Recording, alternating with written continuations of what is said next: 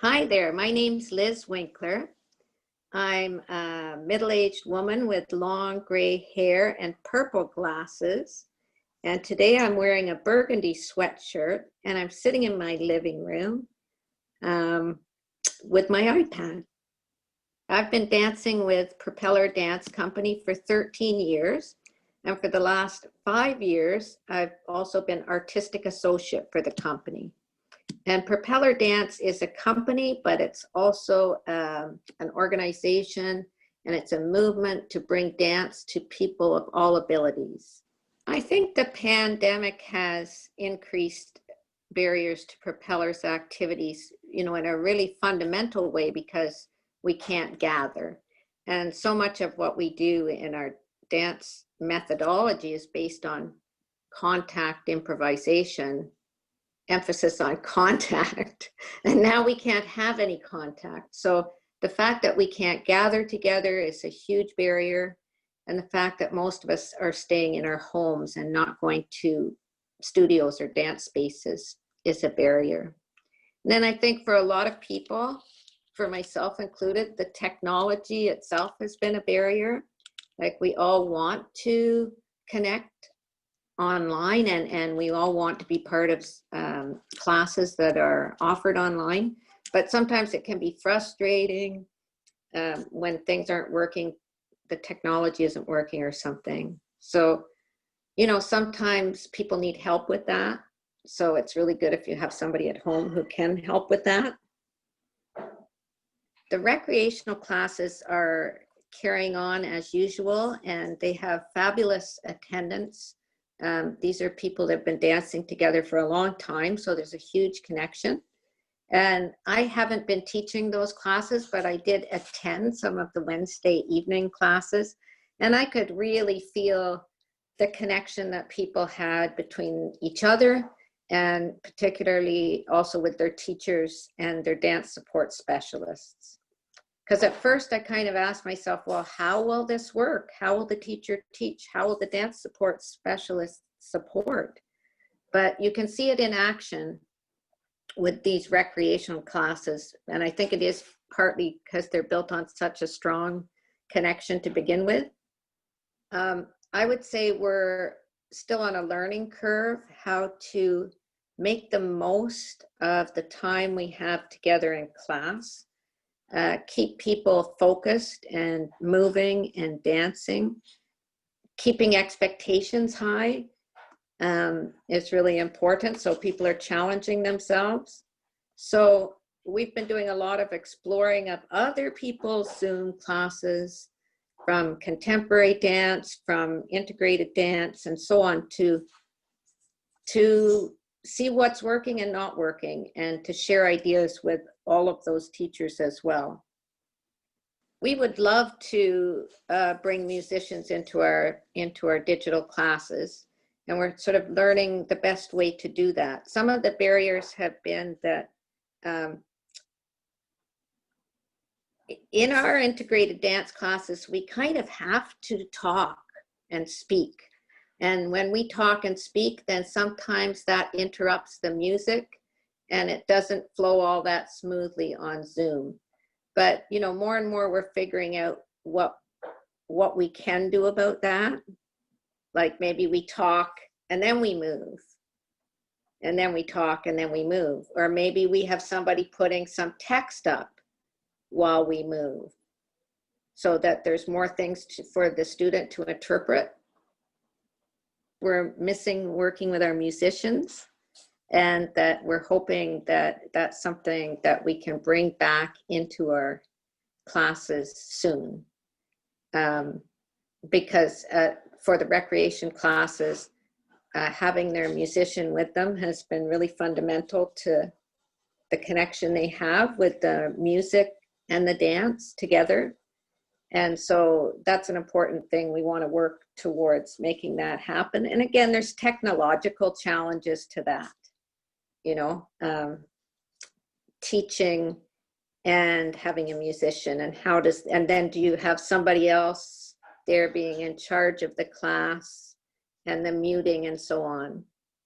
To say a word about the company classes, again, we have a really strong connection between us, and that has helped us to have really meaningful company classes. We've also had this fabulous opportunity to connect with teachers from all over the world, with and without disability, such a diversity of teaching skills brought to us through Zoom. So that's been an exciting and upbeat part of this lockdown and the pandemic. I'm leading some of the company classes, and sometimes I'm teaching gyrokinesis, which is a practice that I teach, and it's really important for people's fitness and wellness.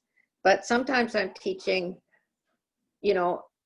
integrated contemporary dance class. And so what does that look like? We've sort of decided what that looks like. We have a format, and we can't do all the things that we would do in the studio. For instance, we can't do contact work. But what we try to do instead is, how do we make that connection through the screen with other dancers? Can you still do some of the traditional activities we might do, like a call and response activity, using the Zoom? So exploring those very basic activities that we teach in Propeller classes, and seeing how the elements can be adapted to Zoom.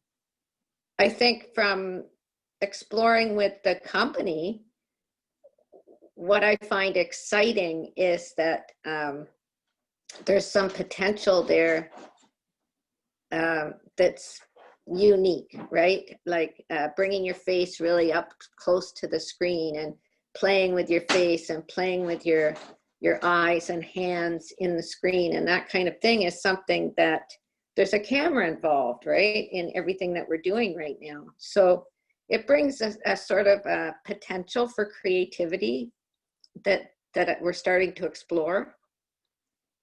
So if we do create something digitally, we're starting to try and build, what is that vocabulary going to look like? What are the strengths of connecting digitally?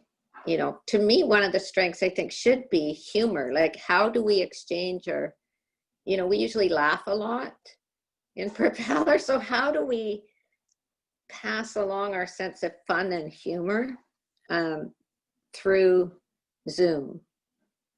It's a challenge I would like to look at. I think that the pandemic has opened doors for Propeller in the sense that we now have had time to have discussions that we might not otherwise have had time for. Like, for instance, Shara is doing a lot of work on digital strategies, and that involves collaboration with disability run groups all over the country, arts groups.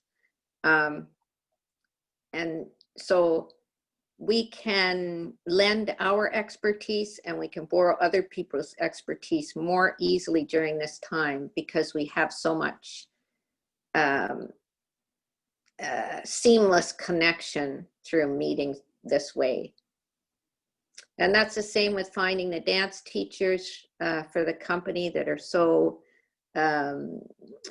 precious to us, because they're hard to get a hold of, and you dream of having these people teach a class, and suddenly it's happening. And it's the same thing with the discussions. Like, we're able to take the time to have the discussions that we need to have to move forward. And that has to do partly with the opening, the reopening of the arts in the world, but also the digital aspects of life that are going to be here to stay. And how do we master that? And how do we be at the forefront of using that with our art? Those are the things I think that we're excited about and still learning about. because the classes are digital, we have some students participating in the classes from Toronto and from other places. And even with the company, we've had Russell Winkler, who was a guest dancer with us, joining our regular classes from Toronto. So dancers that wouldn't be available to us because of distance can sign up for our classes, as well as we as dancers signing up for classes that are offered all over the world. I think artists are determined to create. You know, I think we're determined to create.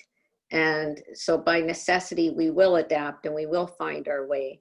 You know, we get very excited about the idea of dancing outside, something that we've done before. And we're thinking maybe next spring, some of our classes will be held outside. So, you know,